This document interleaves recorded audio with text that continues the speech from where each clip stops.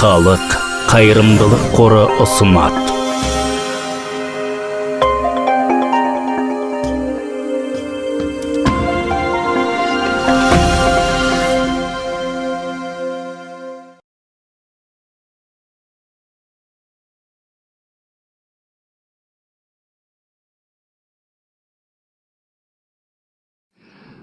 Бастауға рұқсат етіңіздер. Түскі бірде басталатын дәріске дейін мен бірнеше сөз айтпақпын. Мен жай ғана сіздерді аспанға қарауға шақырам. Себебі келесі бірнеше апта барысында, дәлірек айтқанда, дәл осы уақыттан шамамен 4 қаңтарға дейін бақылауға болатын 3 нәрсе бар деп есептеймін. Біріншіден, 21 желтоқсанда болатын оқиға туралы көбіңіз білесіздер. 21 желтоқсанда ай тұтылады. Ай ішінара жарық түсетін жердің күңгірт көлеңкесіне кіре бастайды. Бұл шамамен таңғы 5:30-да орын алады. Содан соң көлеңкеге орталықтағы ең күңгірт бөлікке енеді. Бұл қашан басталатынын кешірек айтып берем. Шамалап 6:30. Ол ең қараңғы аумағына кіре бастайды. Тұтылудың ең жоғары кезеңі 8-ден 16 кеткенге дейін сәйкес келеді де, сол уақытта ол көлеңкенің дәл ортасынан табылады. Бұл күн шыққан уақыт. Сондықтан, мұнда Біріккен Корольдікте біз тұтылудың алғашқы сатысын ғана көре аламыз. Тұтылу кезеңдерін белгілеп қойған менің шағын сызбам бар. 5:30-да оның күңгірт көлеңкеге тек жанасуын байқаймыз, және бір жағынан қараңғылана бастайды. 6:32-де шамамен 1 сағаттан кейін көлеңкеге енеді. 7:40-да ол көлеңкенің ішіне кіреді. Бұл күн шыққан уақытқа сәйкес келеді. Дегенмен 8:16-да ол тура ортасынан орын алады. Содан соң тастап кетеді. Бұдан басқа біз еш нәрсе көре алмаспыз деп ойлаймын. Әйтсе де күн ашық болса, бұл 21-не таңертең оянуға тұрарлық көрініс. Ең қысқа күн, ең ұзақ түн. Астрономдар ұзақ күндерді емес, ұзақ түндерді ұнататынын білесіздер. Сіздерде өте әдемі тұтылуды тамашалаудың мүмкіндігі бар. Айдың бір жартысы жоқ секілді көрініске куә бола аласыздар.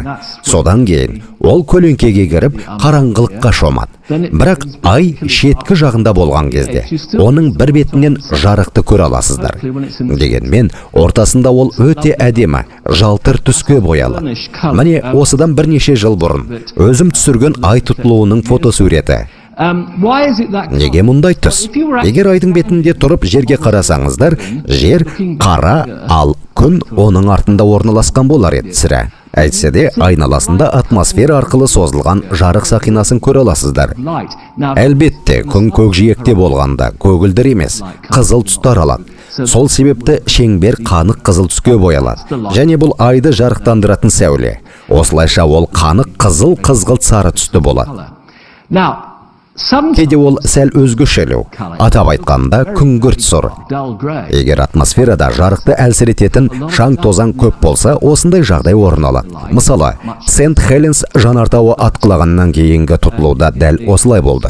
Аталмыш жанартаудың атқылауы естеріңізде ме? Жанартаулардың шағын атқылаулары кейде болып тұратыны сөзсіз әрине. Жақында ғана болды да. Бұл жолғы тұтылуға жанартаулардың атылуы әсер етеді ме білмеймін. Бірақ ықтималдығы жоғары. Сіздер 21-не ұйқыдан оянғанда, немесе қоңыраулы сағатпен 6:30-да тұрсаңыздар, аспан ашық болса, бұл тамашауға тұрарлық көрініс. Ал Уран ғаламшарын көргендер бар болса, қолдарыңызды көтеріңіздерші. Қолдарыңызды көтеріңіздер. Көп емес. Қайсыңызда дүрбі бар? Жақсы. Менің келесі дәрісіме дейін сіздердің Уранды көргендеріңізді қалаймын. Бұны жасау қиын емес. 1 және 3 қаңтар аралығында Юпитер мен Уран бір-бірінен бар жоғы жарты градус қашықта тұрады. Және Юпитер, оны таяуда аспаннан көргендеріңіз бар ма? Ол жарқын және әдемі. Онымен танысуды жіберіп алмаңыздар. Бұл ғаламшар қараңғы түскенде, оңтүстіктің сәл батысында жайғасады. Бір білеріңізді, Юпитерге тура ортасына бағыттаңыздар да, сонан соң көзге түсетін аумақтан сәл жоғары, жарты градусқа жоғары көтеріңіздер. бәлкім уранның көгілдір түсін тамашалау мүмкіндігі туар. Ол жұлдыз іспетті, бірақ оның жұлдыз еместігін білетін боласыздар.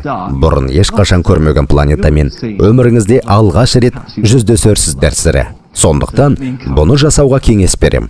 4 қаңтарда біз квадрантиттер деп аталатын метеор жауынын бақылай аламыз.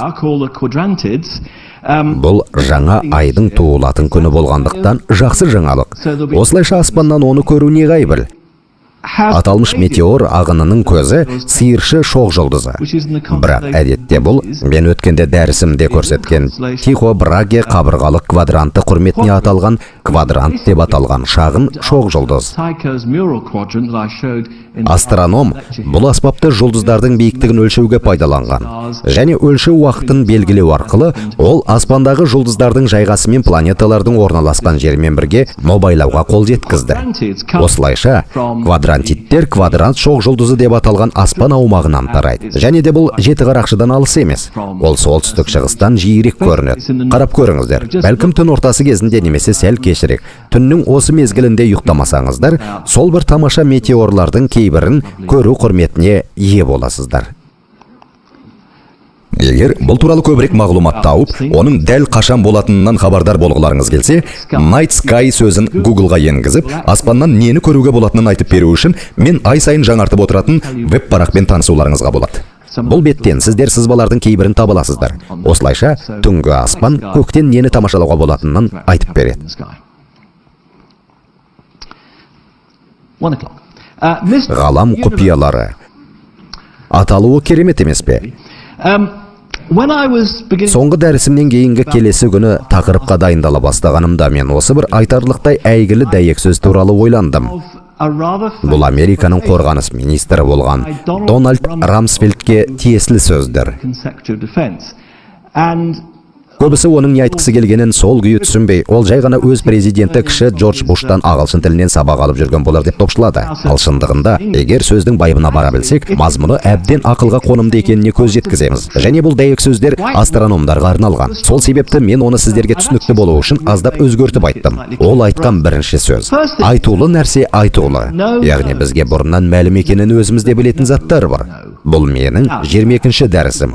Және тек қара материя және қара энергиядан басқа олардың барлығы біз астрономияда айтулы нәрсе айтулы деп белгілеуге болатын тақырыпқа арналған. Баршамызға аян екені онсыз да белгілі заттар. Яғни бұл бөлігі дұрыс көрінеді. Дегенмен, ол беймәлім заттар туралы да тілге тиек етті. Бұл кейбір заттардың бізге беймәлім екенін тіпті сезбейтінімізді білдіреді. Және сіздер бұны ақымақтың сөзі деп қабылдауларыңызға құқылысыздар. Әйтсе де, мен бірде таяуда өткен ірі ғылыми жалпы еуропалық жобалардың біріне қатысқаным бар. Жиын туралы толығырақ сәл кейінірек айтып берем. Ғылыми зерттеу кеңестері алдында жобаны таныстырған кезде, сіз мысалы телескоптың ғылымға қандай пайдасы бар екендігін әңгімелеп бересіз. Сол сияқты қазір дайындалып жатқан еуропалық төтенше үлкен телескоп деп аталған жобада, жоғарыда аталған нәрселерден өзге, біз тосын еуропалық төтенше үлкен телескоптың көмегімен ашылатын жаңалықтарға байланысты сөзсіз орын алуы мүмкін жаңа күтпеген мәселелермен кездесуді жоспарлап отырмыз деп айтылған. Бұрынғыға қарағанда мүмкіндіктері аса жоғары. Айтарлықтай үлкен жаңа аспаптың көмегімен әрдайым дерлік. Сіз мүлдем күтпеген нәрселер табылып жатады. Және арасында да 2 аптадан соң осындай оқиға болды. Мен ол кезде квадраттық шақырымдағы антенналық тормен жұмыс істеп жаттым. Бұған сәл кейінірек тоқталам. Қысқаша айтсам, ақыр аяғында ұлы ғылыми жаңалықтардың көбісі ойламаған жерден болғанын тарих меңзеп тұрғандай. Мысалы, нейтронды жұлдыздар және пульсарлар және табылған нысандар жаңа буындағы телескопты жоспарлау кезеңінде күтілгендерден қатты ерекшеленеді. СКА антенналық торының айрықша сезімталдығы қазір біздің қиялымыздан тыс ғарыш нысандарының жаңа топтарын ашатыны сөзсіз. Біз осындай тосын сыйлар күтудеміз. Яғни біз беймәлім нәрселер бар екендігін ұғынамыз және соған талпынамыз. Бұл бүгінгі әңгімемізге арқау болатын тақырып. Бірақ сонымен қатар белгілі беймәлім, яғни біз білмейтінімізді білетін заттар да бар. Ғалам құпиялары деген тақырыпта тап осыны тұспалдап тұрым. Материя туралы біз білмейтін тағы бірдеңе бар. Материяға салмақ беретін не нәрсе? Неге біздің ғалам бар және антиматерия ғаламы бар? Қара материя неден тұрады? Немесе қара энергия дегеніміз не? Алғашқы 600 миллион жыл ғалам қараңғылықта болды. Онда не болғанын қалай білуімізге болады? Алғашқы жұлдыздар мен галактикалар қалай қалыптасты? Сондай-ақ ғаламшарлар протопланеталық дискіде қалай құрылады? Және ақыр соңында ғаламда басқа тіршілік бар ма? Осы тақырып қозғалған кешегі лекцияға қатысқандар бар ма? Сонымен аталған сұрақтар бойынша көптеген жақсы бағдарламалар бар. Мен негізгі мәселелер туралы қысқаша айтып бергім келеді. Бірақ бүгінгі дәрістің басты міндеті бұл астрономия болашағын қарастыру. Бүгінде пайдалануға енгізіліп жатқан кейбір тамаша құралдарды сіздерге көрсету. Сонымен қатар келесі 10 немесе одан да көп жыл біз пайдаланатын аспаптармен таныстыру. Сонымен осындай сұрақтардың алғашқысы: материяға салмақ беретін не нәрсе? Өрістер туралы біз бәріміз білеміз. Мысалы, өзекті магнит өрісін алайық. Мектепте әрбіріңіз бетіне металл жоңқалары себілген қағаздың астынан магнит жүргізіп көрген боларсыздар деп ойлаймын. Және суретте көрсетілгендей, пішінді өріс сызығын көрдіңіздер. Өздеріңіз білетіндей, жердің де магнит өрісі бар. Солтүстіктің қайда екенін сол арқылы білеміз. Әрине, қазір GPS-ті қолданамыз. Ал бұрындары мұндай бағыт сілтеуші атымен жоқ болатын. Ағзам заманда біз мысалы компастарды пайдаландық. Немесе егер шоғырсыммен, мысалы энергиямен жабдықтау желісімен тоқ жүрсе, сіздің айналаңызда да өріс пайда болады. Физиктердің пайымдауынша, магниттің екі полюсын құрайтын күштерді бір-біріне жақындатсақ, біз бақылайтын осы күштер виртуалдық бөлшектер деп аталатын алмасудың нәтижесі саналады. Электр және магнит өрістері шын мәнінде бір құбылыстың көрінісі. Әңгіме виртуалды протондар туралы болып тұр.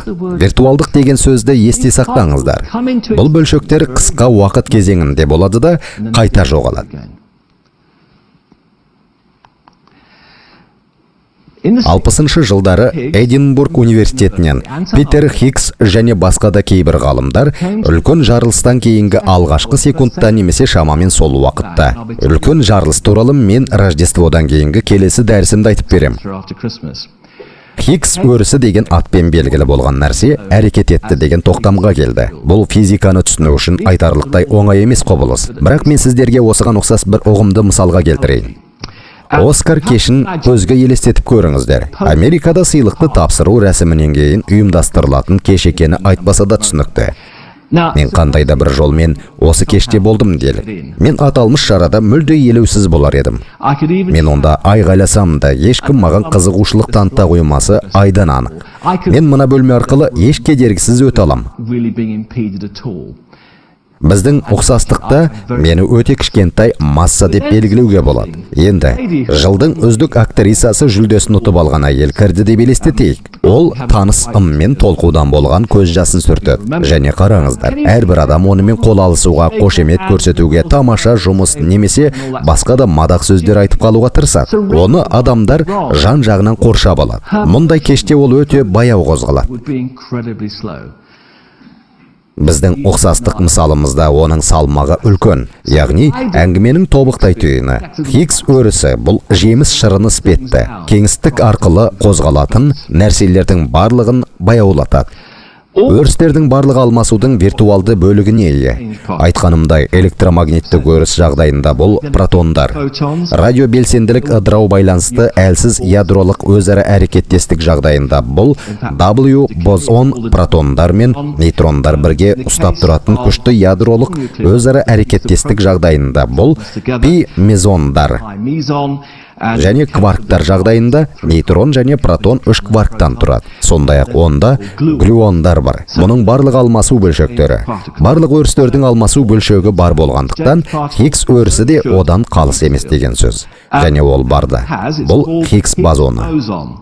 Және бұл жерде физиканың қалыпты үлгісінде ұсынылған бөлшектердің кейбірі бар. Олар бізді аса қызықтырмайды. Дегенмен, астыңғы жағында Хиггс бозоны орналасқан. Және болашақта жай ғана есте болсын. Жоғарғы және төменгі кварктар бұл протондар мен нейтрондарды құрайтын бірінші буындағы кварктар. Одан басқа тым ауырлау таңғалдыратын және оғаш кварктар бар. Содан соң боттом кварктар тобы орналасқан. Кейбір адамдарға боттом сөзі ұнамаса керек. Олар оны нағыз және әсем кварктарға алмастырды. Жарайды, бұл туралы ауыз ашпағаным дұрыс болар. Бір жұмыста екі атауды қатарынан қолданудың қажеті жоқ. Қысқасы, біз әсем кварк туралы айтамыз. Бірақ мен университетте оқығанымда бұл боттом кварк деп үйретті. Қандай жағдайда да бізді қазір Хиггс бозоны қызықтырады. Хиггс бозонына қалай қол жеткізуге болады? Жалпы айтқанда оның бар екендігін қалай білеміз? Мәселенің қиындығы сол. Олар айтарлықтай ауыр, сондықтан оның салмағы санының құрылуы үшін қажетті квадраттағы mc-ге тең келетін көп энергия керек. Егер виртуалдық бөлшек ретінде оған тән Хиггс бозонының қысқа уақыттық өмірі барысында жеткілікті энергия бере алсаңыздар, ол виртуалды бөлшектен шынайы бөлшекке айналады. Бұның өзі де ұзақ уақытқа созылмайды, өйткені ол басқа бөлшектерге ыдырауға талпынады. Бірақ Хиггс бозонының ыдырауынан болған өнімдерді тіркей алатын орнатылған детекторлар жанында осындай оқиға орын алса, сіздер біз Хиггс бозонын тіркедік деп айта аласыздар. Және Хиггс бозонын көруге үмітімізді арттыратын нәрсе. Бұл Еуропалық ядролық зерттеулер орталығының үлкен андрондық коллайдері. Бұл үдеткіш Женева әуежайына өте жақын, Франко-Швейцар шекарасында орналасқан. Бұл ені 27 шақырымға созылған дөңгелек. Жер астында ол былай көрінеді. Бөлшектердің екі ағына, негізінен қарама-қарсы бағыттарда қозғалған протондар. Және осы дөңгелектің төрт жерінде аталмыш екі ағын кездесіп соқтығысады. Сондай-ақ, онда не болатындығын көру үшін детекторлар орнатылған. Бірінші, бұл Атлас, содан соң КМС. Осы екеуі туралы әңгімелейміз. Сонымен қатар, онда Алис және LHCb бар. Осылайша олардың саны төртеу. Төртеуі де біз зерттеуге тырысып жүрген салада үлкен рөл атқарады. Міне, үңгіме жол және сіздер протондар немесе қорғасын иондар айналып жүретін екі құбырды көріп тұрсыздар. Олар Кельвиннің 1,9 градусқа жуық температураға ие аса жоғары өткізгішті магниттермен жасалған магниттік өріспен ұсталып тұр. Ал суықтық үшін 1,9 тонна сұйық гелий пайдаланылады. Бәлкім естеріңізде болар, осыдан бір жыл бұрын магниттер арасындағы кейбір сымдары істен шығып, температура жоғарылап, гелий қайнап, құбыр бөлімі жарылып кетті. Мәселені шешу үшін көп уақыт кетті. Әйтсе де қазір өзіміз байқағандай бәрі ретке келтірілді. Протондар айтарлықтай шапшаң айналып жүруде. 0,999,991 жарық жылдамдығы. Жарық жылдамдығынан бар жоғы секундына 3 метрге аз. Олар өте жылдам ұшуда. Бұл олардың энергиясының жоғары екендігін көрсетеді.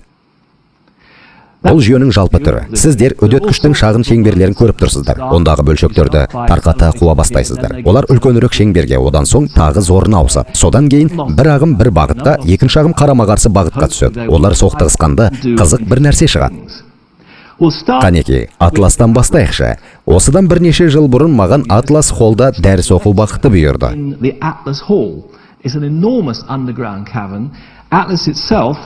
Суретте биіктігі 22 метрге жуық ғимараттың қабырғасындағы орасан зор бейне. Бұл фантастикалық алып нысандар. Онда магниттер мен соленоидтар көп. Олар атап айтқанда әртүрлі зарядтағы бөлшектер әртүрлі бағытта қозғалуын анықтайтын магнит өрісін орнату үшін керек. Бұл идеяға сәл кейінірек тағы да тоқталамыз. Сонымен, бұл Атлас және ол 2009 жылы жұмыс істей бастады. Ішкі жағынан былай көрінеді. Сондай-ақ оның не үшін салынғанын да байқаған шығарсыздар. Заманауи технологияның ғажайып үлгілері. Ал мынау 2010 жылғы наурыздың 30-ында болған оқиға. Меніңше бұл Атлас детекторы өндірген ең алғашқы белгілеу. Еуропалық ядролық зерттеулер орталығы өз жұмысын осы сәттен бастады. Бұл орталық еуропалық стандартты уақыты бойынша 12:58-де болды. Сонымен бұл детектор арқылы өткен сәтте тіркелген бөлшектер іздерінің суреті. Ал әрі қарай онда не болғанын анықтау үшін алынған мәліметтермен жұмыс істей аласыздар.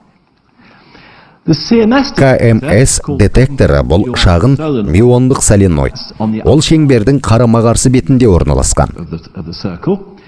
Оның да вакуумдық камерасы, орасан зор детекторы, энергия санын өлшеуге арналған калориметрлері бар. Бұл ғажап аппарат. Және оның пішіні мынадай. Көлемін төмендегі үстел бойынша түсінуге болады. Қысқасы, ол алып.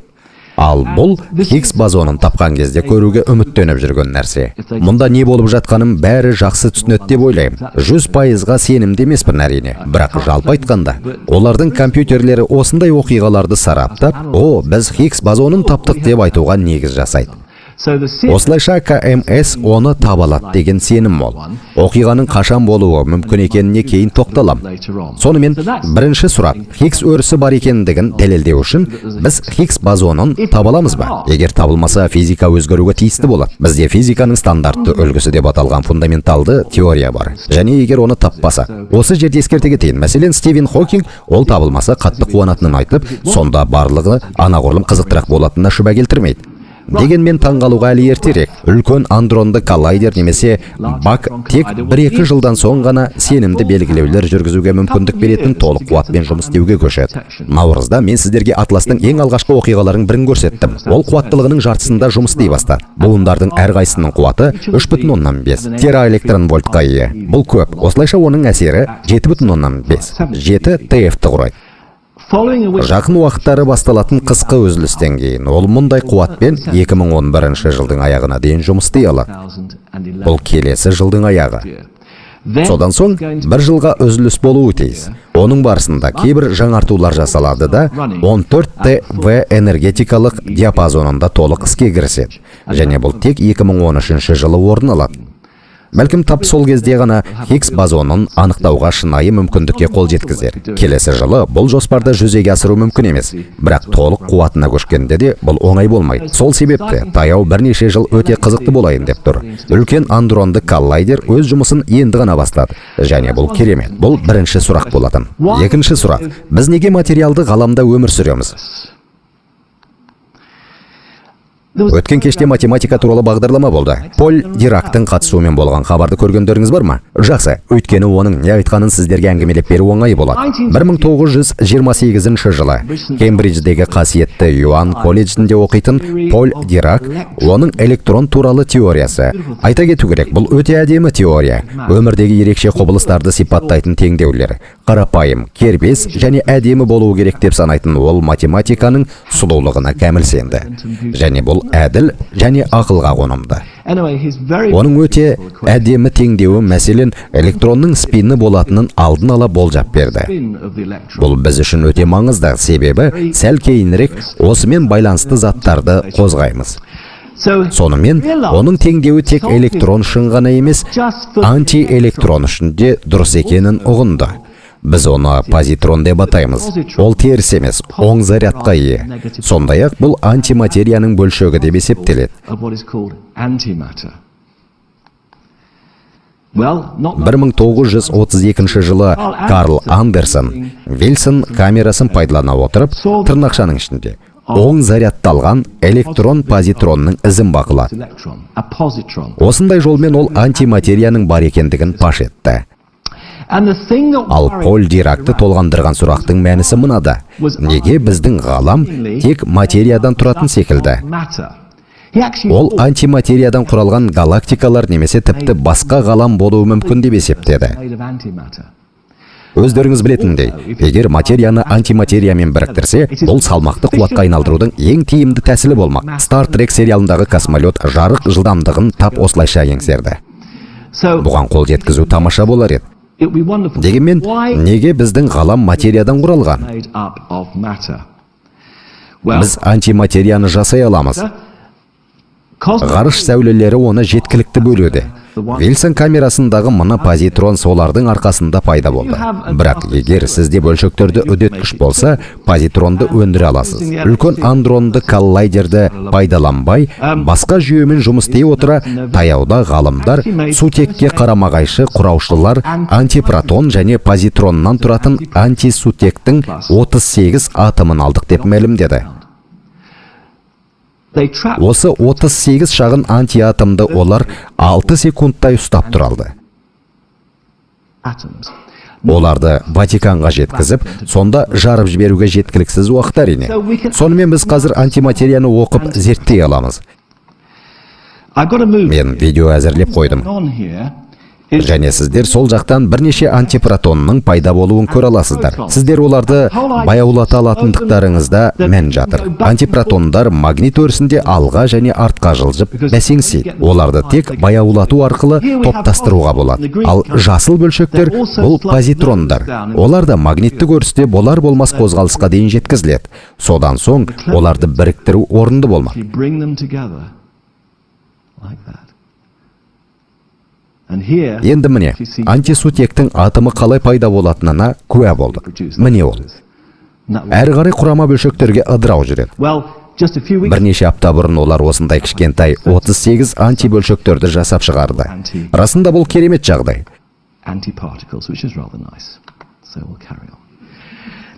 Сонымен, мен үлкен жарылыс туралы егжей-тегжейлі келесі дәрісімде айтып бермекпін. Сол себепті қазір аталмыш тақырыпқа өте қысқаша тоқталам. Біздің топшылауымызша, үлкен жарылыста бастапқыда материя және антиматерия бірдей дерлік санмен пайда болды. Дегенмен, материя сәл басымдау шықты. Шамамен миллиардтың бір бөлігі. Антиматерияның әрбір миллиард бөлшегінің миллиард және материяның бір бөлігінен келді. Материя антиматериямен қарым-қатынасқа түскенде аннигиляцияланады. Антиматерияның барлық атомдары өте тез жоғалып, нәтижесінде гамма сәулелену фотондарының үлкен саны туындады.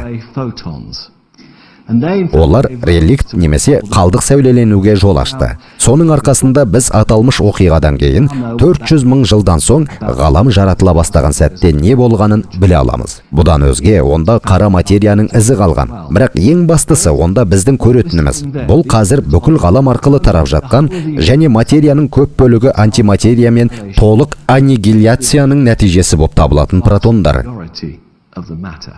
Ақыр соңында тек материя ғана қалды. Неге олай болды? Бұған ешкім нақты жауап бере алмайды. Сірә материя және антиматерия арасында 1 миллиардқа аздап асимметрия бар болу керек. Және 1967 жылы Андрей Сахаров оның бірнеше себебін ұсынды. Көпшілік дұрыс деп есептейтін, солардың бірі құрамдас жұптықтың бұзылуы деп аталады. Бөлшектің қандай жолмен ыдырайтынын тап сол белгілейді деп саналады. Материя және антиматерия арасында кішкене айырмашылықтың болуы бәлкім сондықтан шығар. Боттам кварк деген атаумен де белгілі әсем кварк туралы мен бұдан бұрында ескерттім. Бұл -1,3-ке зарядты үшінші буын кваркі. Протонның 4 мәрте салмағынан сәл үлкен. Үшінші буындағы бұл кварктар айтарлықтай ауыр. Оларды алу оңай емес. Сіздерге көп энергия жұмсау керек болады. Олай болса, үлкен андрондық коллайдер аса қажет. Сонымен қатар оның сақинасындағы ядролар ағындарының соқтығысу жерлерінің бірі LHCb немесе үлкен андрондық коллайдердің тамаша тәжірибесі деп аталады. Әлбетте, бұл Боттам эксперимент дегенге қарағанда жақсырақ естіледі, солай ма? Бұл тәжірибені жасаудағы мақсат материяның антиматериядан қалай үстем шыққанын зерттеу еді. Бұл көлденең қима. Жалпы алғанда сіздер мұнда бөлшектер бір-біріне қарсы қойып, мына бағытта бөлшектер ағымына ие боласыздар.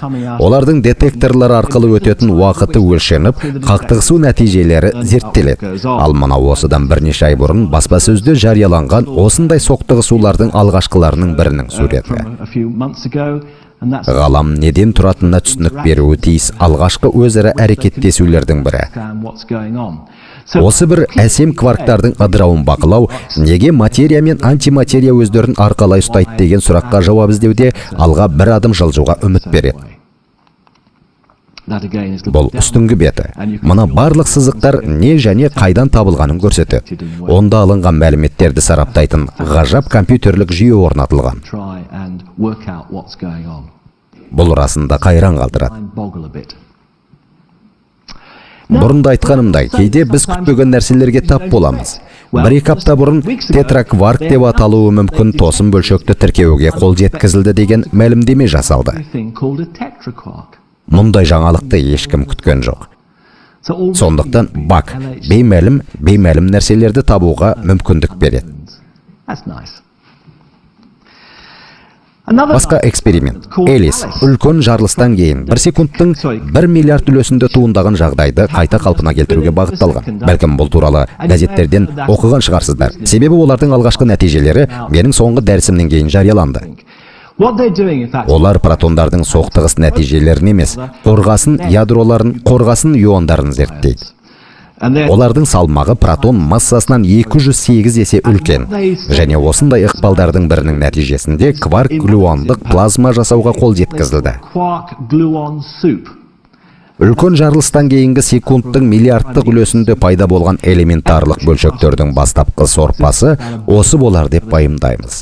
Үлкен андрондық коллайдер үлкен жарылыстың қалай болғанын бізге түсінуге мүмкіндік береді деп айтқан дұрыс шығар.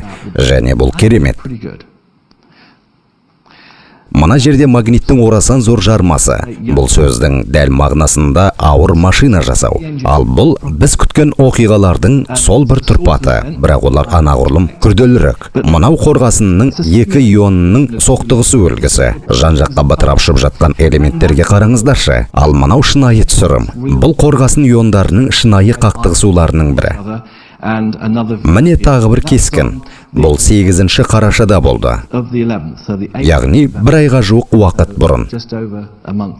Сірә үлкен андрондық коллайдер қазіргі уақытта ғылымды фантастикалық түрде алға жылжытуда. Бұл әрі қарай да жалғаса береді деп үміт артам. Бізге 1 жыл күту керек. Әрине бұл уақыт аралығында еш нәрсе бола қоймас. Бірақ осыдан кейін біз өте әсерлі көп оқиғаларға куә боламыз. Бірақ әңгімемізді жалғастырайықшы. Қара материя деген не? Мен бұл туралы дәрістерімнің бірінде кейбір тетіктерін әңгімелеп бергенмін. Қанекей қысқаша жалпылайықшы. 1930 жылдары Фриц Цвикки галактикалар тобын, атап айтқанда Вероника шашы шоқ жұлдызындағы галактикалардың жиналуын зерттеген болатын. Оның жасаған қорытындысы бойынша, бұл топтануда материя бізге көрінетін мөлшерден бірнеше есе көп болуы тиіс. Оған келесі нәрсе негіздеме бола алады.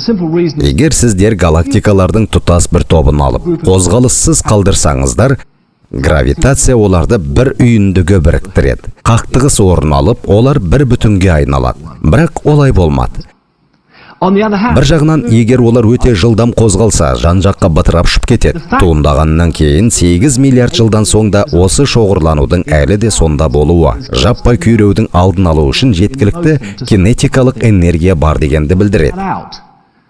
Сондай-ақ бұл ондағы массаның саны біз тіркей алатындығымыздан бірнеше есе көп екенін көрсетеді.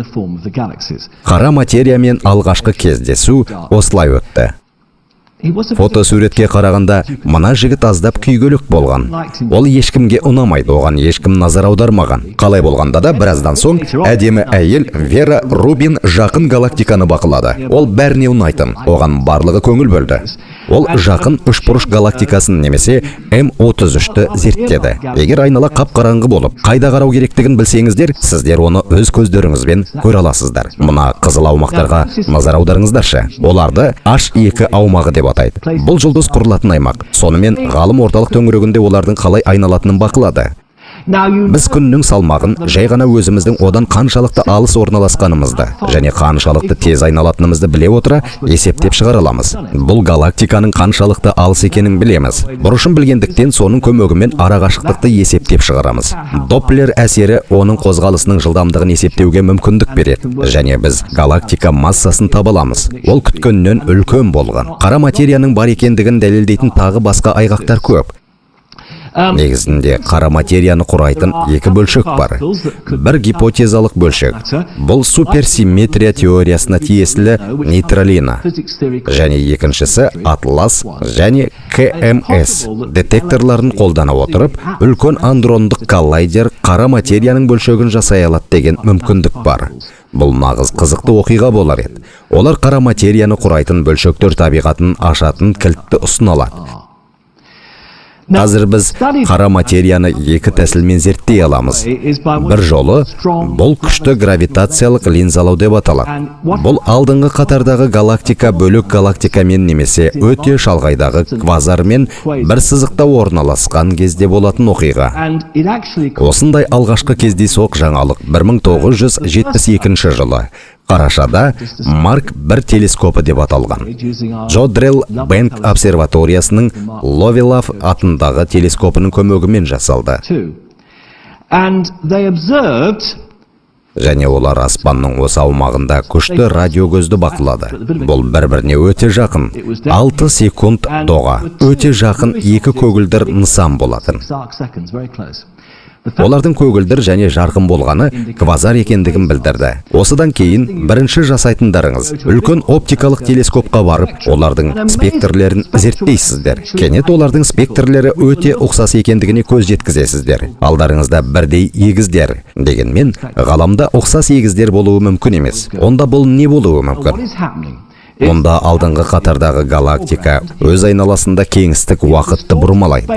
Осындай жолмен шалғайдағы квазардың жарығы екі жолмен жүріп, екі ұқсас бейне А кескіні және Б кескінін жасайды. Сіздер оларды Хаббл фотосуретінен оң жақта төменде көре аласыздар. Бұл квазар. Шыққан сәулелер оның нүктелік көз екенін меңзейді. Бұл квазар. Ал жоғарыда қосарлы бейнені түзейтін шағын галактика. Сонымен мәселені реттеп алдық.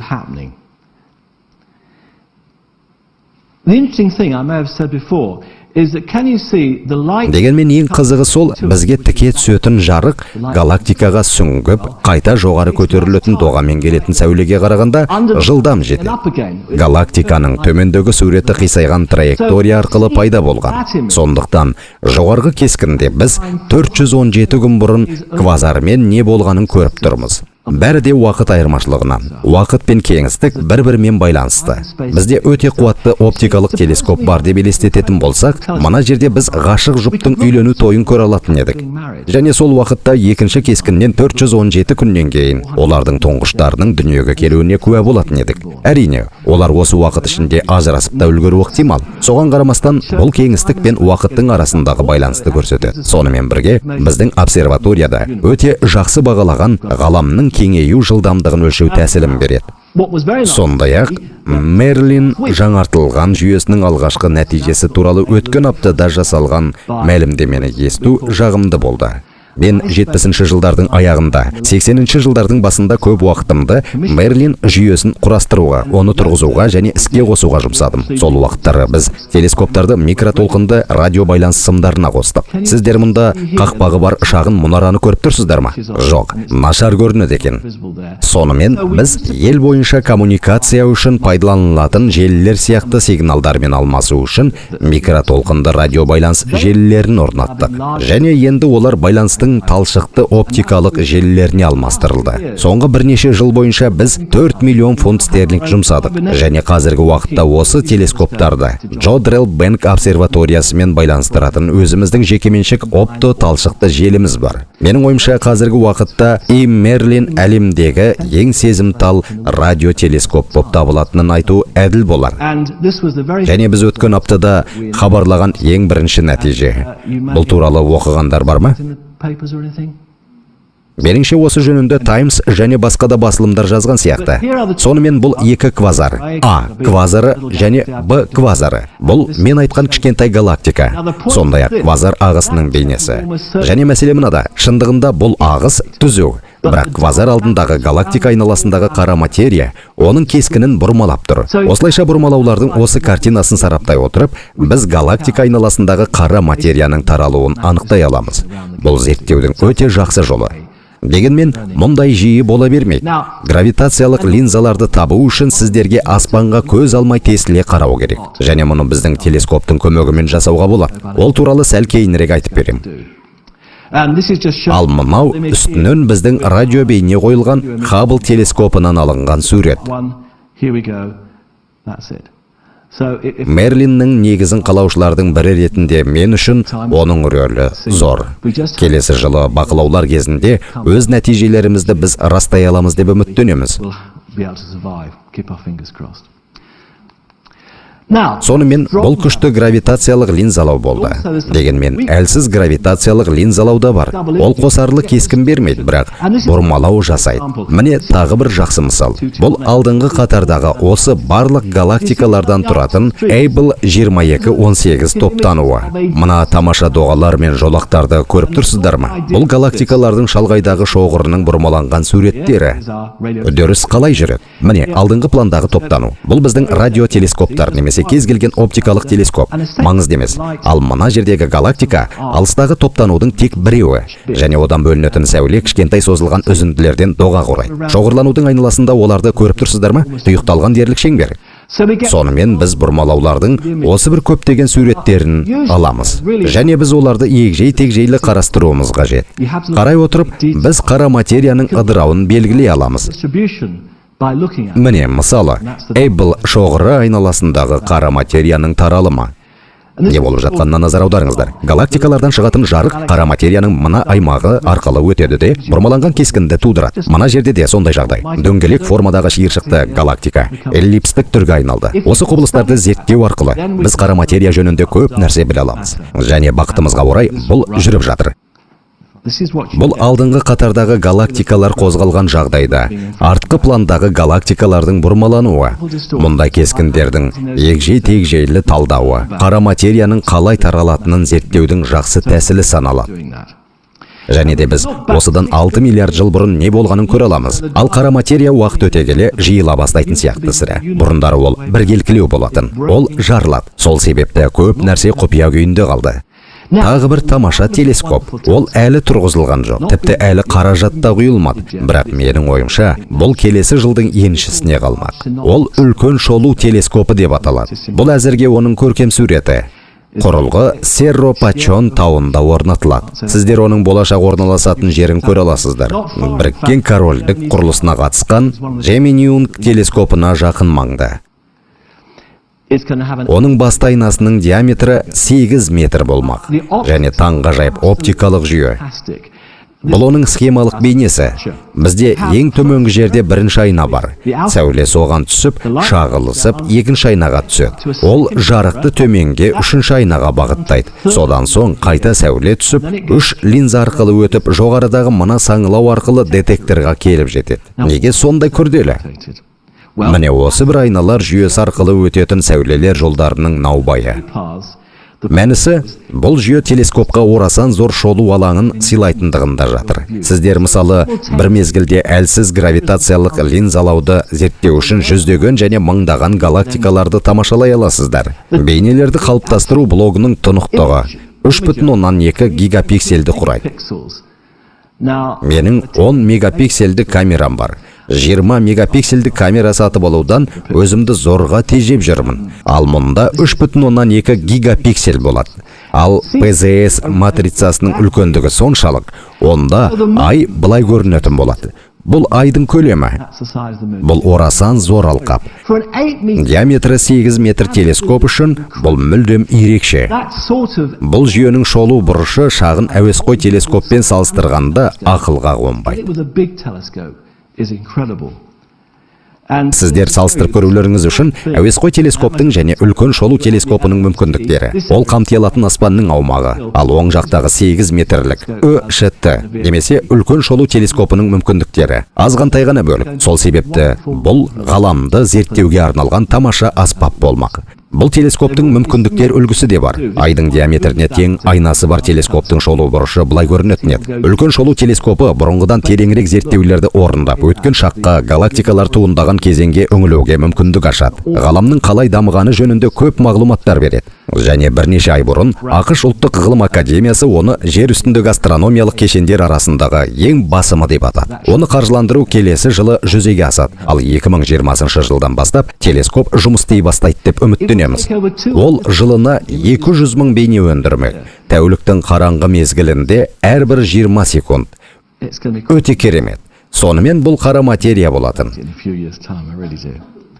Ал қара энергия ше. Біздің қара материя туралы білетініміз аз, бірақ қара энергия туралы біліміміз одан да төмен. Оның бар екендігін білу алыстағы галактикаларды бақылауға мүмкіндік ашады. Олар үлкен жарылыстың стандартты үлгілерінде күтілгеннен көмескілеу және алыстау болып шықты. Бұл ғаламат жұлдыз. Бұл бізден сәл қашықтықтағы галактика. Және сіздер бастапқыда онда болмаған жұлдызды көріп тұрсыздар. Бұл тура мендегідей. 8 дюймді телескоппен әуесқойшы ашқан асқан жаңа жұлдыз. Әуесқойшының тапқаны таңғаларлық. Және мұндайды біз бүкіл ғалам бойынша кездестіреміз. Бұл Хаббл телескопы түсірген суреттер. Өте көмескі жырақтағы галактикалар бар. Сондай-ақ бұл онда табылған супер жаңа жұлдыздар. Міне олардың пайда болғанға дейінгі және кейінгі бейнелері. Олар бойынша арақашықтықты өлшеу өте ыңғайлы. Және біз мүлдем күтпеген бір нәрсе табылды. Біз Хаббл диаграммаларын бұрында көргенбіз. Бұл галактикаға дейінгі арақашықтық пен оның қашықтау жылдамдығы арасындағы желілік тәуелділік. Бұл бізге ғаламның ұлғаятынын меңзеп тұр. Тәуелділіктің әрдайым желілік болмағандығы бізге мәлім болатын. Себебі ғалам әрқашан бір жылдамдықпен кеңеймейді. Дегенмен осы ауытқушылықтарды алып тастасақ, мынадай болатын сызық туындайды. Бұл тура сызық. Ал біздің күтетініміз төменге бағытталған қисық сызық. Әйтсе де алынған барлық нүктелер төменге емес, жоғарыға талпынады. Сол себепті шынайы қисық сызық біз күтпеген бағытқа аттанады. Бұл дегеніміз ғалам уақыт өте келе ұлғаюын баяулатудың орнына үдей түседі. Бұл ойымды толықтыру үшін сіздерге тағы екі кестені көрсетуге рұқсат етіңіздер. Бұл қызыл сызық. Біз күткендей ғаламның ұлғаюы. Оның өсуімен баяулай түсетінін көрсетеді. Мына үлгіде ғаламның жасы 10-11 миллионға жуық жыл. Біз қазір оның одан үлкен екенін білеміз. Ал қазір біздің топшылауымызша бастапқыда ғалам өте жылдам кеңейді де ауырлық күші салдарынан баяулап қалды. Дегенмен 4,5 миллиардқа жуық жыл бұрын ғарыш вакууммен және бәлкім Эйнштейн теңдеулеріндегі космологиялық тұрақтылықпен байланысты қара энергия әсер ете бастады сірә. Және нәтижесінде ғалам шапшаң ұлғая бастағандай көрінеді. Бұны көрсетудің тағы бір тәсілі. Бұл ағаш сақиналар іспетті. Шынайы ағаш сақиналары жасы туралы, ал сақиналардың көлемі осы жылғы ауа райынан хабар береді. Сіздердің алдарыңызда біздің ғаламның алғаш сақиналары. Басында сақиналар бір-бірінен алыста орналасқан, бірақ кейін аралары жақындай бастайды. Өйткені ауырлық күші кеңею жылдамдығын баяулатады. Дегенмен, кейін 4-5 миллиардқа жуық жыл бұрын өзгеріс орын алды. Және сақиналар кеңейе түседі. Осылайша қара энергия ғаламды жылдам кеңеюге мәжбүрлейді. Егер осы топтағы асқан жаңа жұлдыздарды бұдан да алыс галактикалардан тапқанда, бұл процесті ұғынуымыздың көкжиегін кеңейтуге көмектесер еді. Еуропалықтар диаметрі 42 метр болатын еуропалық төтенше үлкен телескоп тұрғызуға уәде беруде. Таңғалдырарлық үлкен телескоп деп аталған диаметрі 100 метр болатын телескоп салу мақсаты болған. Бұл айрықша үлкен телескоп болар еді, бірақ бұл тым үлкен көрінді. Олар төтенше үлкен телескоп жобасына қайта оралды. Ол ең үлкен болады. Міне, кейбір салыстырулар. Бұл төтенше үлкен телескоп. Сәл алысырақ 4-8 метрлік оптикалық үлкен телескоп орналасқан. Бұл телескоптар бүгінде қалыпты көлемдегі. Олар Чилиде жайғасқан. Ал мынау Бранденбург қақпасы. Оның көлемін көзге елестетіп көрулеріңіз үшін мысал қалдым. Онда Эйфель мұнарасын да қою орынды болар ме? Қысқасы, бұл орасан зор құрылыс. Ол болаттан құйылған. Әрине, айнаны осындай үлкен етіп жасау қиын. Сондықтан да оның орнына диаметрі 1,4 метрлік 1000 гексагональдан астам сегменттер құрастырылады. Олардың барлығы бір айнаның жеке бөлшектері саналады.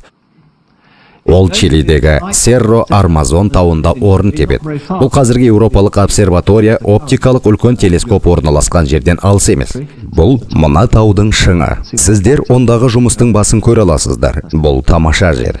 Ол едәуір биік және құрғақ. Онда ылғалдылық төмен. Сәйкесінше, бұл сигнал қабылдауға кедергілер қатерін төмендетеді. Және ондағы бақылаулар өте жақсы болады. Шындығында бұл оптикалық телескоптарды салуға арналған әлемдегі ең үздік аймақ. Мынау телескоптың көркем көрінісі.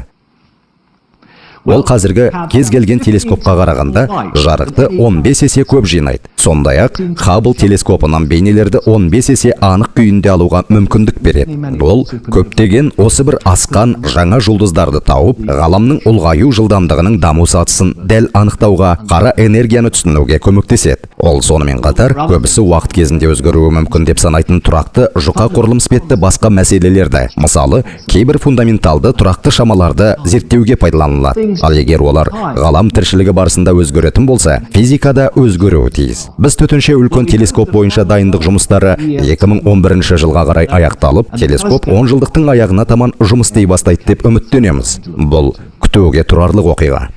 Әрі қарай ғаламның қараңғы ғасырлары, ғаламның қараңғылыққа шомған уақыты.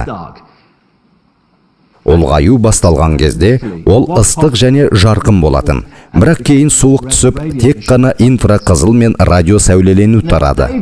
Онда еш нәрсе көрінген жоқ. Және ең бірінші жұлдыздар құрылмайынша қара түнек орнады. Онда не болып жатты?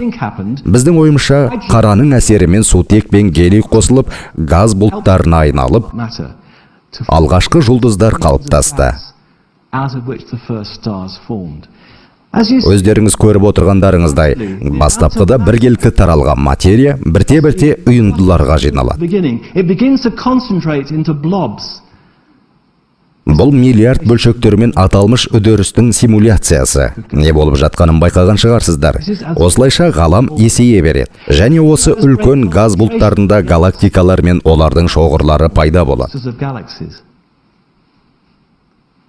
Өрмекшінің торына ұқсайды, солай ма? Біз қазір ғалам сорғышқа ұқсайды. Оның бос кеңістіктері мен олардың айналасында материясы бар деп есептейміз. Біз оны қалай зерттей аламыз? Естеріңізде бар ма? Мен Дирактың электрондардың спині бар екенін дәлелдеді деп айтып едім ғой. Егер электрон және протон өз спинін қарсы жаққа өзгертсе, толқынының ұзындығы 21 сантиметр және жиілігі 1420 миллигерц фотон туындайды. Бұл электромагниттік спектрдің радиодиапазоны. Менің досым Питер Вилкинсон шамамен 1991 жылы. Бұл сәулелену әлсіз болғандықтан оны радиотелескоппен анықтау үшін сіздерге бір шаршы шақырымнан аспайтын алаң қажет екендігін белгіледі. Мұндай алып телескопты жасау мүмкін емес. Және шаршы шақырымдық антенна торы деп аталған жоба көлемдері 15-12 метр болатын. Бірнеше мың радиотелескоптардан құралған алып торды тұспалдап тұр. Мынау аталмыш жобаның көркем көрінісі. Бұндай торды қайда орнатуға болады? Солтүстікке қарағанда оңтүстік жартышар ыңғайлы. Галактикалар оңтүстік жартышарда жақсы көрінеді. Сонымен қатар оны адамдардан алшақ орнатқан дұрыс. Алдын ала іріктеуден кейін 2 орын таңдалып алынды. Біріншісі Австралияда. Көбісін Перттен алыс емес құла далада жайғастырады. Бірақ кейбірін тіпті Жаңа Зеландияға дейінгі шығыста тұрғызады. Екінші жер оңтүстік Африкада. Оңтүстік Африка Республикасының солтүстік Кап провинциясының Курру аймағының орталығында. Сонымен бірге Мадагаскар, Кения және Маврикийде бытыратып орналастыру көзделген болатын. Осылайша 2 мүмкіндік бар. Осы таңдауды жасайтын комитетке үлкен жауапкершілік жүктеліп отыр. Шешім келесі жылы қабылданбақ. Содан соң, бірінші кезең қаржыландырылып, 2019 жылы жобаның жұмысы басталады деп үміт артамыз. Ал құрылыс шамалап алғанда 2024 жылы аяқталуы тиіс. Егер сіздер Википедияға шаршы шақырымдық тор деген сауалды енгізсеңіздер, белгілі бір уақыт осы жобаны ілгерілетуге жауапты болғандықтан, ағылшын тілінде жазылған менің мақаламмен танысасыздар. Осылайша бұл болашақта жұмысын бастайды деп үміттенетін негізгі аспаптардың бірі болмақ. Біз соңына жақындап қалдық. Жұлдыздар қалай қалыптасады? Қиындықтардың бірі, біз олардың сәулелерін көрмейміз. Жұлдыздар үлкен, шаң тозаңды бұлттарды қалыптастырады. Онда не болып жатқаны бәрімізге беймәлім. Дегенмен, оны инфрақызыл сәулеленумен анықтауға болады. Демек, бізге инфрақұрылым телескоптар керек. Міне, тағы бір мысал. Қыран тұмандығы. Қыранды көріп тұрсыздар ма? Және Хаббл телескопы түсірген шаңды бұлттардың мына тамаша суреттерін көргендеріңізге мен сенімдімін. Бұл жұлдыздар қалыптасатын аймақтар. Бірақ онда не болып жатқаны сіздерге қолжетімсіз. Әйтсе де, инфрақызылым спектрде сіздер онда еніп, не болып жатқанын түсіне аласыздар. Және мұнда бұл ат бас тұмандығы инфрақызылда біз визуалды спектрде көрінбейтін протожұлдызды бақылай аламыз. Осылайша, егер біз инфрақызыл немесе қысқа толқынды диапазонда көре алатын болсақ, жұлдыз құрылу мен олардың төңірегіндегі планетарлық жүйелердің қалыптасуын зерттей бастаймыз. Қазір Джеймс Уэбб атындағы ғарыш телескопының құрылысы басталды. Оған Хаббл телескопының сипаттамасы тән және 2014 жылы салынады. Оның айнасы көріп отырғандарыңыздай едәуір үлкен. Ол ғарышта жиналатын болады. Ал бұл криогенді зертханада сынақтан өтетін 5 шағын гексагональды панельдер. Айтарлық жақсы жерге бағытталмақ. Телескоп L2 деп аталған қызықты жерге аттандырылады. Лагранждың екінші нүктесі. Онда күн орналасқан. Ал жер мұнда. Ал L2 1,5 миллион километр қашықтықта орналасқан. Осы нүктеден алыстасаңыздар болғаны, сіздер күнді баяу айнала бастайсыздар. Сыртқы ғаламшарлар күн айналасында жерден де баяу қозғалады. Осы нүктеден жерден алшақта жайғасқан планеталар күнді баяуырақ айналады. Бірақ егер сіздер бұл нүктеде тура орналассаңыздар, сіздерге жердің де күннің де гравитациясы ықпал жасайды. Дегенмен телескоп тұрғысынан алғанда ол жай ғана едәуір ауыр күнді айналып жүргендей көрінеді, және ол сәл жылдамырақ қозғала бастайды. Атап айтқанда, жер сияқты жылдамдықпен айналады. Түсінесіздер ме? Бұл шындығында өте қарапайым. Жер мен күннің жиынтық тартылыс күші оны орбита бойынша қажетті жылдамдықпен айналуға мәжбүрлейді. Сонымен бірге, жерге қатысты ол әрдайым бір жерде қалады. Онда спутниктер өте көп. Сол себепті олардан қорғану жүйесін ойлану керек. Және біз ерте ғаламның тамаша кескіндеріне ие боламыз. Бұл бізге ертедегі жұлдыздардың қалай қалыптасқанын түсінуге мүмкіндік ашады деп үміттенеміз. Дамудың ерте кезеңіндегі галактикаларды едәуір дамығандармен салыстыру арқылы біз олардың эволюциясын түсіне аламыз. Бұдан өзге, анағұрлым ауыр элементтер алып жұлдыздарда қалай қалыптасқанын түсінуге қол жеткіземіз. Біздің пайымдауымызша, ғалам туындаған кездегі жұлдыздар күннен шамамен 300 есе үлкен болған. Ал миллиметрлік толқындарға келсек, олар бірден инфрақызыл диапазонның соңынан келеді. Біз қазіргі уақытта қысқаша альма атакам миллиметрлік диапазонның үлкен торы құрылысының аяқталуының жарты жолындамыз. Онда алаңды ұлғайтып, кішірейту үшін сіздер ауыстырып отыратын 64 тәрелке болады. Бұл оның орнатылатын жері. Мынау сөніп қалған жанартаулар. Қалай болғанда да олар әрекет етпейді деп үміттенеміз. Dormant. So fingers crossed, all right? Олар өте берік, өйткені онда сағатына 160 шақырым жел тұрады. Бұл әсер қалдыратын жағдай. Себебі олар желге төтеп бере алатындай болуы тиіс. Және бұл сынақтық қондырғы алдындағы көрініс. Алдымен онда 3 антенна орнатылған еді. Ал бірнеше апта бұрын олардың саны 8-ге жетті. Міне, жақсы түнгі кескін. Жүйе миллиметрлік диапазонда теңдессіз сезімталдықпен қамтамасыз етеді. Бұл бізге жұлдыздардың қалай туындайтынын көруге, сондай-ақ жұлдыздар мен планетарлық жүйелердің қалыптасу үдерісін жақсырақ түсінуге мүмкіндік ашады. Керемет аспап. Ол 2011 жылдың бірінші жартысында өз жұмысын бастап, 2012 жылдың аяғында толық қуатына көшуі тиіс. Оның бағасы миллиард фунт стерлингті құрайды. Бұл қазіргі уақытта құрылысы жүріп жатқан ең ірі және ең қымбат жер үсті жобасы. Әдетте, мұндай ірі жобалар кем дегенде миллиард еуро немесе миллиард фунт стерлинг, немесе миллиард доллар тұрады. Бұл 3 телескоптың түнгі жұмысының баяулатылған түсірілімі. Аспанда ай жарқырап тұр. Төменге қараған құс жолын көріп тұрсыздар ма? Маған мұнда басқаларға қарағанда аспан анық көрінетіні ұнайды. Қазір көмір қабы тұмандығы пайда болады. Айта кетейін, бұл алма бақылайтын өте күңгірт аумақ. Ал мына жұлдыздар сіздерге көріне ме? Бұл оңтүстік крест шоқ жұлдызы. Онда аздап бұлтта, және олар осылай түні бойы жұмыс істейді. Ал қазір мерген шоқ жұлдызындағы галактика орталығында ғарыш шаңды бұлты пайда болады. 5100 метр биіктікте орналасқан әлемнің осы нүктесінен бақылауға болатыны мына жерде байқалады. Онда оттегі жетіспеушілігі сезіледі. Расында, әдемі емес пе? Осының барлығын аталмыш жүйе бақылай алады.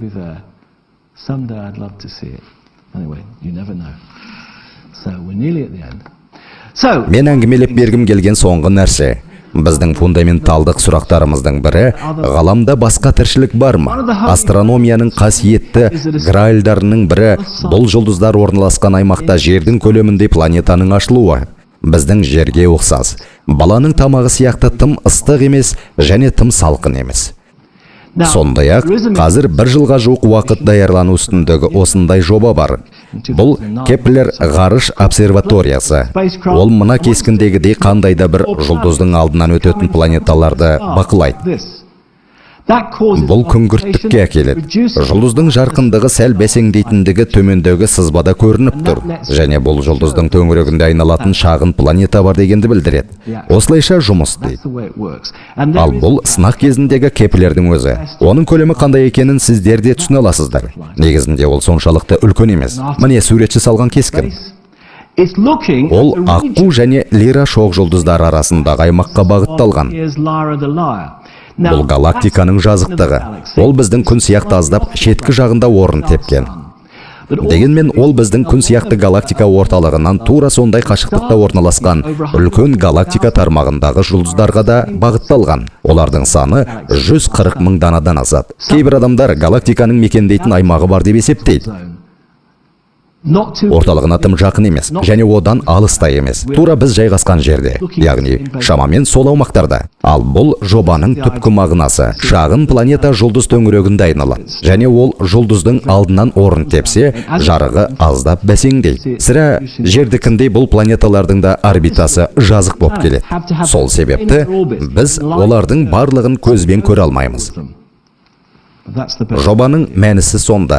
Бұл ашылған 5 планетаның қисық сәулелері, солардың бірі жерден бірнеше есе үлкен. Олар едәуір ауыр.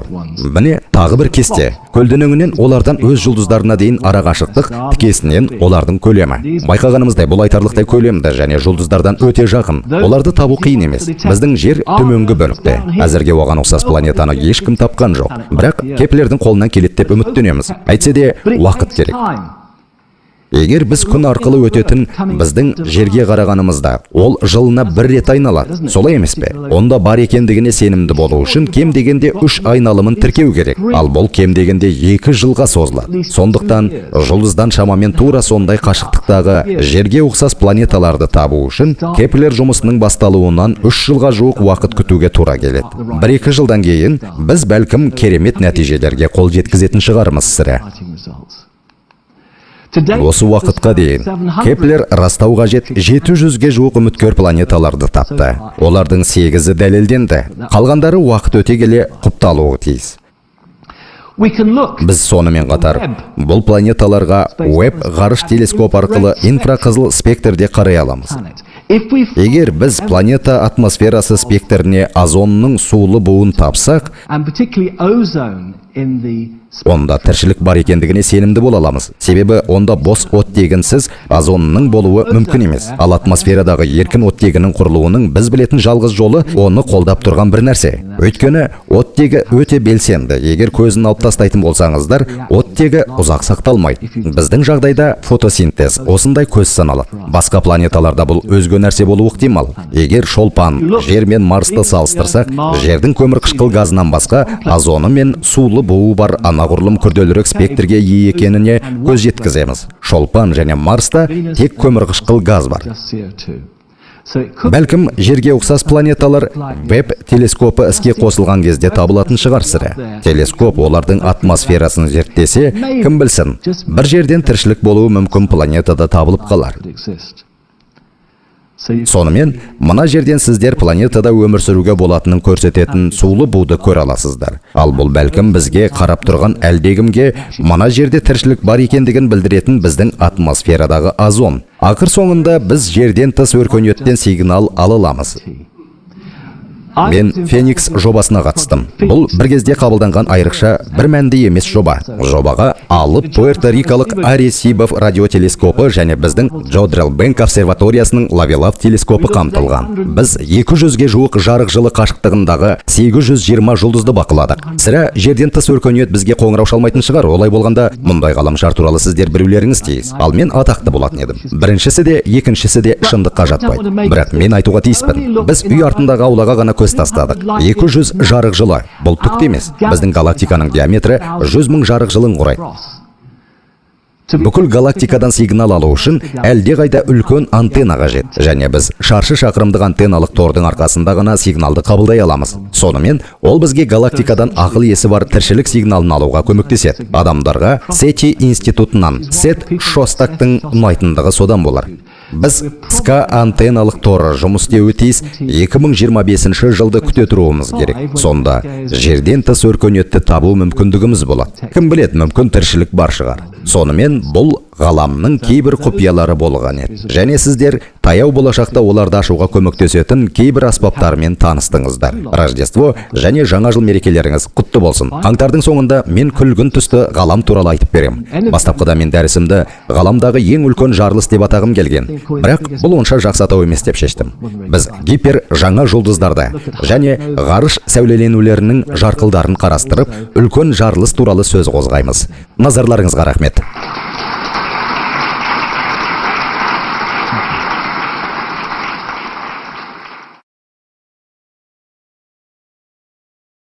Видео халық қайырымдылық қоры қолдауымен аударылып дыбысталған.